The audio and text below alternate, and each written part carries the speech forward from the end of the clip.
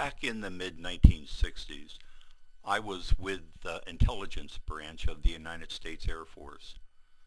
After 202 training at Goodfellow Air Force Base in San Angelo, Texas, I was sent to Karamazov, Turkey for 18 months, where I worked as an analyst. After that, I spent 2 years on the Greek island of Crete at Heraklion Air Station, again as an analyst. My job specifically was to write reports based on the intelligence gathered on my flight. It's not my intention to reveal any outdated classified information. I just want to make a comment on current events based upon my experience of 40 plus years ago. I have read recently where intelligence officials got it wrong, and that's why we're involved in Iraq. I just want to say that I resent the implications. I remember well that there was virtually no allowance for errors on our part at work. To avoid confusion or errors, we had to write the numeral 0 as crossed through and the numeral 1 as underlined to distinguish them from the letters O and L. To this day I do that. That's how careful we were.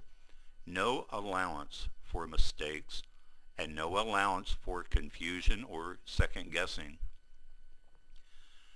The reports we generated were based on the intelligence we gathered and analyzed and sent to the higher ups, and they were always right. And all of that was done in a way that is probably primitive compared to what's being used today, I imagine. I think that the idiot in the White House has tried to explain away his errors by blaming them on the intelligence community, that they got it wrong. Bull. Unfortunately, this half-wit had the power to get us involved in war on a whim, not based on legitimate intelligence. The intelligence reports weren't even read.